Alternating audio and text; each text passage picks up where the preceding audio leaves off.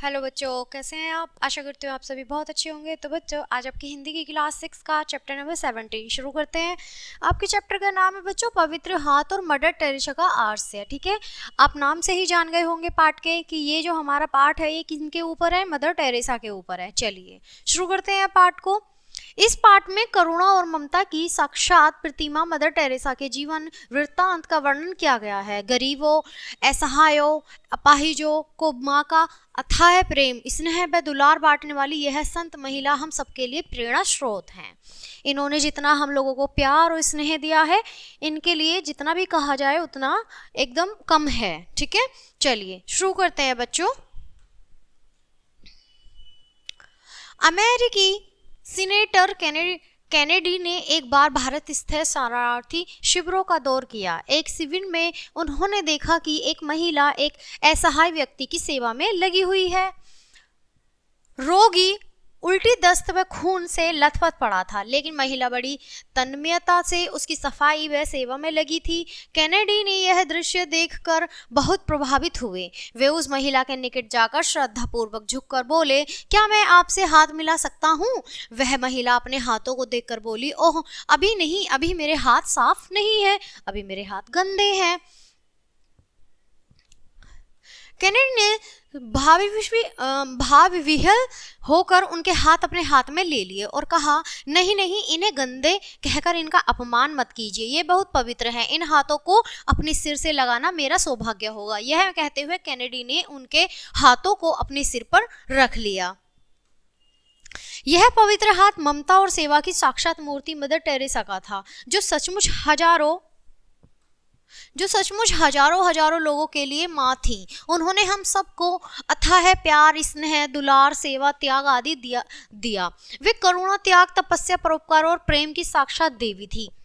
उन्होंने निराश्रित, गरीब, रुग्ण, अनाथ और अपाहिज लोगों को अपनाया और उनकी सेवा की। मदर टेरेसा एक ऐसी संत महिला थी जिनके माध्यम से हम ईश्वरीय प्रकाश को देख सकते हैं। इस करुणा और ममता की साक्षात प्रतिमा माँ टेरेसा के जन्म 27 अगस्त सन 1910 ईस्वी को यूगोस्लाविया के स्पोज नगर में हुआ था। उनका बचपन का नाम इग्नेस वोजाक्यू था। इनके पिता का नाम निकोलस था तथा माता का नाम ड्राग्निफिल था। 3 भाई बहनों में सबसे छोटी और उनकी लाडली इग्नेस के बारे में किसी ने सोचा नहीं था कि वह एक दिन मदर टेरेसा के रूप में संपूर्ण विश्व की सेवा करेंगी। मात्र 12 वर्ष की उम्र में उनके मन में लोगों की सेवा करने का भाव पैदा हुआ और उन्होंने नन बनने का निश्चय किया। शिक्षा प्राप्त करने के बाद 18 वर्ष की उम्र में एग्नेस ने आयरिश धर्म परिवार लोरेटो में शामिल होने का निश्चय किया और अपना जीवन दीनहीन अनाथों की सेवा में समर्पित कर दिया। तो जब नन बनते हैं, जो चर्च होते हैं उनमें नन होती हैं, वो हमेशा सेवा के लिए खड़ी होती है। ना उनका कोई अपना जीवन होता है, ना ही वो शादी कर सकती हैं, ना ही वो अपने संबंधियों के साथ रह सकती हैं। तो क्या होता है कि वो लोगों की सेवा करती हैं। ठीक है, 1928 ईस्वी में एग्नेस दार्जिलिंग के लोरेटो कॉन्वेंट में अध्यापिका बनकर भारत आ गई। 1929 में ईस्वी में उन्होंने कलकत्ता के सेंट मेरी हाई स्कूल में अध्यापन कार्य शुरू किया और बाद में वे इसी स्कूल में प्रधान अध्यापिका नियुक्त हो गई। कक्षा में पढ़ते पढ़ाते उनकी नज़र खिड़की पर ठहर जाती थी। स्कूल के पीछे एक झोपड़पट्टी थी। उस झोपड़पट्टी में दुखी, असहाय, अनाथ, फटेहाल तथा बहुत ही गरीब लोग रहते थे। वह रोज खिड़की से उनकी हालत देखती, उनका मन पीड़ा से भर जाता था। उन लोगों की दयनीय दशा देखकर उनके हृदय में सेवामय माँ का भाव उत्पन्न हुआ। सन 1947 ईस्वी में देश के बंटवारे के बाद बांग्लादेश से लाखों शरणार्थी भारत आए। उनकी दीनहीन दशा को देखकर एग्नेस का हृदय द्रवित हो उठा। उन्होंने स्कूल छोड़कर पीड़ितों की सेवा करने का निश्चय किया। काफी प्रयास के बाद सन 1948 ईस्वी में पोप ने उन्हें स्कूल छोड़ने की आज्ञा दे दी। अब उन्होंने अपना जीवन दुखियों, दरिद्रों, असहायों, अपाहिजों, कोढ़ियों, पीड़ितों आदि की सेवा में लगा दिया। गरीबी के लिए माँ की ममता को समेट हुए ममत्व को प्रसाद के रूप में हर प्राणी को बांटने वाली यह महिला मदर टेरेसा के नाम से संसार में प्रसिद्ध हुई। उन्होंने नीली किनारी वाली साड़ी पहनना शुरू कर दिया। आगे चलकर वह पहनावा सेवाभावी नर्सों की पहचान बन गया। कॉन्वेंट छोड़ने के बाद उन्हें अनुभव हुआ कि केवल सद्भावना के कुछ शब्दों से, मुस्कुराहट से झोपड़पट्टी के लोगों का भला नहीं होगा। अतः उन्होंने पटना में नर्स की ट्रेनिंग ली और कलकत्ता में अपना कार्य करना शुरू किया। प्रारंभ में मदर टेरेसा के कार्य का विरोध हुआ। एक बार की बात है, मदर टेरेसा एक ऐसी बुढ़िया को अस्पताल ले गई जिसका शरीर चूहों और चींटों ने कुतर डाला था। वह अंतिम सांसें ले रही थी।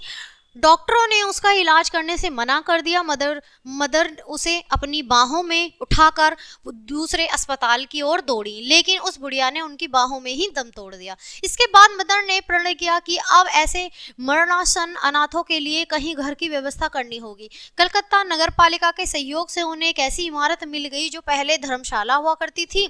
इसी में उन्होंने निर्मल हृदय नामक घर की स्थापना की। यह घर क्या था? एक जीर्ण शीर्ण कमरा था जिसमें 2 पलंग रखे हुए थे। जब कभी भी उन्हें कोई असहाय, लावारिस और बीमार व्यक्ति दिखता था, वे उसे निर्मल हृदय संस्थान में ले आती।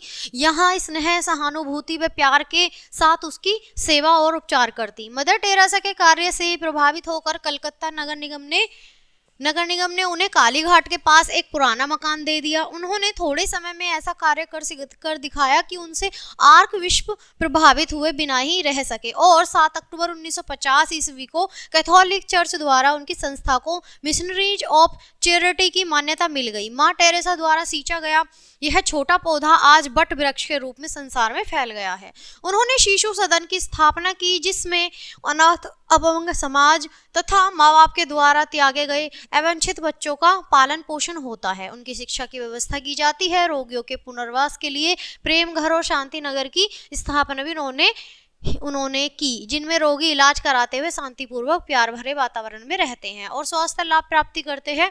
स्वस्थ होने के बाद उन्हें दस्तकारी सिखाई जाती है जिससे उनमें आत्मनिर्भरता और आत्मसम्मान की भावना जन्म ले। मदर टेरेसा सभी कार्य अपने हाथों से करती।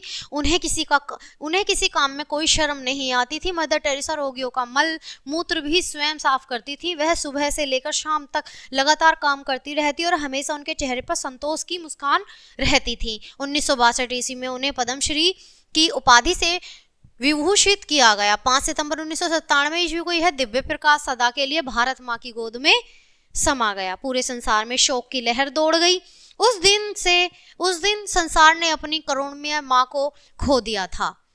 कलकत्ता की सड़कों पर लोग फूट फूट कर रो रहे थे। उनकी अंतिम विदाई में भारत के ही नहीं बल्कि विश्व के अनेक देशों के प्रतिनिधियों ने भी भाग लिया। यद्यपि आज मदर टेरेसा हमारे बीच में नहीं है, तथापि अपने यश रूपी शरीर में से वे सदैव जीवित रहेंगे। उनका यह संदेश हमारे लिए प्रेरणा का स्रोत है। आपको विश्व में जहाँ कहीं भी दुख, रोगी, बेसहारा, असहाय लोग मिले, वे आपका प्यार पाने के हकदार हैं। उन्हें आपकी मदद चाहिए। उन्होंने यह भी कहा कि हम एक दूसरे से प्रेम करना चाहिए जैसे ईश्वर हम सबसे प्रेम करता है। तभी हम विश्व में, अपने देश में, अपने घर में तथा अपने हृदय में शांति ला सकते हैं। तो बच्चों, इस पाठ से हम क्या सीखते हैं कि हमें जो मजबूर होते हैं, पीड़ित होते हैं, हमें सबकी मदद करनी चाहिए। तो बच्चों, पाठ यहीं खत्म होता है। मिलते हैं आपसे अगले पाठ में। तब तक के लिए बाय। Thanks for watching.